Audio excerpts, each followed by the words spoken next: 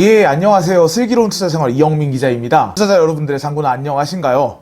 투자자 여러분들 계좌에 빨간불을 켜드리기 위해서 이포커스TV 이영민 기자가 왔습니다. 오늘 그 세 번째 시간인데요. 오늘은 코스피, 코스닥, 인버스, 레버리지 같은 ETF 상품에 대해 알아보려고 왔는데요. 투자를 시작하시면서 주식 갤러리나 여러 가지 투자 커뮤니티들이 많이 있잖아요. 이런 커뮤니티들을 돌아다녀 보고 사람들 의견도 들어보신 적 되게 많으실 겁니다. 버스가 거침없이 달리고 탑승을 권유하는 이미지, 사진 같은 거 보신 적 있을 거예요. 코로나 사태로 증권시장이 폭락하면서 인버스 ETF 파생 상품에 투자하는 투자자들이 되게 많아졌는데요. 이런 투자자들이 코스피 하락을 기원하면서 커뮤니티에 올린 사진들입니다. 인버스 종목은 특정 지수를 역추종하는 ETF 파생 상품인데요. 특정 지수가 떨어질수록 종목의 가격이 상승하는 펀드 상품이죠. 코스피가 하락하면 투자자들이 구매한 인버스 종목의 가치가 높아지기 때문에 계속되는 하락을 기원하는 투자자들도 상당했습니다. 그 반대로 레버리지 상품이 존재했는데요. 레버리지 종목은 특정 지수를 추종하는 상품입니다. 지수가 올라갈수록 종목의 가격이 상승합니다. ETF는 Exchange Traded Fund로 상장 지수 펀드를 의미합니다. 한국증권거래소의 코스피, 코스닥 같은 특정 지표를 추종하도록 설계한 상품들인데요. 증권거래소에 상장돼서 주식처럼 개인이 매매할 수 있도록 만든 종목입니다. 예를 들어서 코스피 레버리지 종목을 매수했다면 매수 시점을 기준으로 코스피 지수가 상승하면 내가 매수한 종목의 가격도 함께 상승하게 되고, 간단히 말해서 코스피 레버리지 상품은 코스피 전 종목에 분산 투자를 하는 것과 같다고 생각하시면 됩니다. 코스피와 코스닥을 추종하는 상품들 말고도 코스피 200, 코스닥 150, 선물지수와 업종 대표들로 구성된 ETF들도 존재하는데요. 제약 ETF라든지 해운해양 ETF, 방송 엔터테인먼트 ETF 상품은 물론 해외 각 국가의 특정 지수를 추종하는 미국 증권지수 ETF, 인도 증권지수 ETF, 일간 변동률이 있는 모든 지표를 추종하는 ETF들이 수백 가지에 이른다고 생각하시면 됩니다. 이제 ETF의 개념에 대해서 알아봤으니까 ETF가 어떤 장점과 단점을 가지고 있는지 알아볼 텐데요. 첫 번째 장점은 시중 펀드에 비해서 운용 수수료가 저렴하고 주식처럼 매수 매도가 편리하다는 겁니다.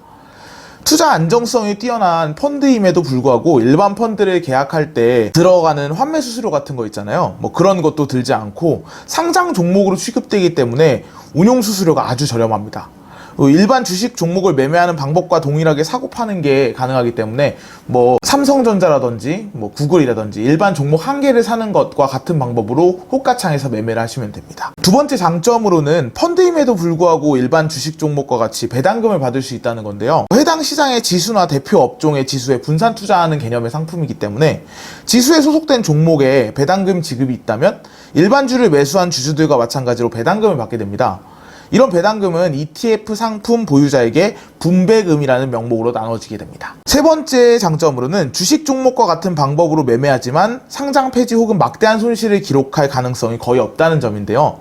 ETF는 분산 투자 혹은 간접 투자의 형태로 주식을 거래하기 때문에 막대한 손실률을 기록할 확률이 일반 주식보다 현저하게 낮습니다. 간단하게 ETF 상품 중에 제일 대표 상품이라고 볼 수 있는 코스피 200 ETF가 있는데요. 이걸 구매하면 삼성전자, 하이닉스, 우리지주 이런 우량 종목들의 코스피 상위 200개 회사에 분산 투자하는 것과 같은 셈이니까 이 회사들이 전부 망해가지고 ETF 상품 내 가치가 0원이 될 확률은 거의 없겠죠. 아예 확률이 없는 건 아니지만 그렇게 된다면 내 상품의 가치가 0원이 되기 전에 대한민국이 망하는 거일 테니까 너무 아쉬워할 필요 없으실 겁니다. 물론 ETF가 장점만 있는 건 아닙니다. 단점 또한 명확한데요. 첫 번째로 괴리율이 존재합니다.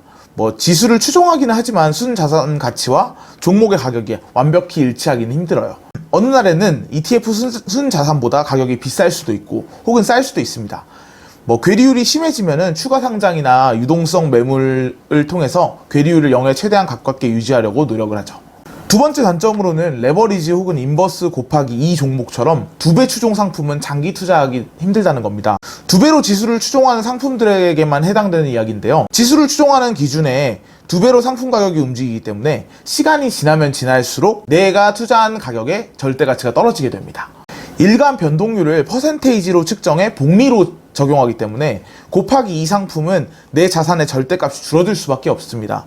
예를 들어 내가 구매한 ETF 상품이 추종하는 지수가 구매한 날 100이었고 내가 구매한 ETF 상품의 가격은 1,000원이었다고 칩시다. 근데 다음날 지수가 90으로 떨어지고 다시 그 다음날 100으로 올랐을 때 지수가 3일에 걸쳐 100포인트, 90포인트, 100포인트로 변동이 됐을 때 일반 ETF 상품의 가격, 그러니까 곱하기 1 가격이겠죠. 일반 추종하는 가격은 1,000원에서 10%가 하락해서 900원, 그리고 다시 11.11%가 상승해서 1,000원 유지가 되게 되는데요. 곱하기 2 상품의 경우일 때는 100포인트, 90포인트, 100포인트가 됐을 때 상품 가격을 2배로 추정하기 때문에 처음 구매했을 때 상품 가격이 1,000원이라고 칩시다. 그럼 지수가 10% 하락할 때 상품의 가격은 20% 하락하겠죠? 그래서 800원이 됩니다.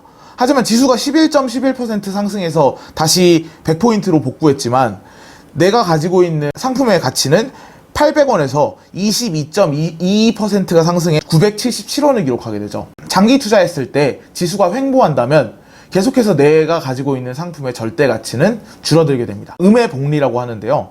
음의 복리가 계속해서 적용되기 때문에 ETF 상품의 곱하기 2 상품은 정말 위험하다고 볼 수 있죠. 장기 투자보다는 단기로 이익을 실현하고 싶으실 때 투자하면 될 겁니다. 확실하게 상승 혹은 폭락할 거라는 확신이 있다면 수익을 배로 늘릴 수 있는 상품이고 단기적으로 수익을 실현할 수 있는 좋은 상품이지만 그렇지 않다면 확실히 위험한 상품이 될 겁니다. 오늘은 이렇게 ETF 상품에 대해서 알아봤는데요. 다양한 ETF 파생 상품으로 더 다채로운 투자 즐기시길 바랍니다. 그럼 다음 시간까지 구독자 여러분들 계좌에 빨간불이 가득하길 빌겠습니다. 다음 시간까지 성투하세요.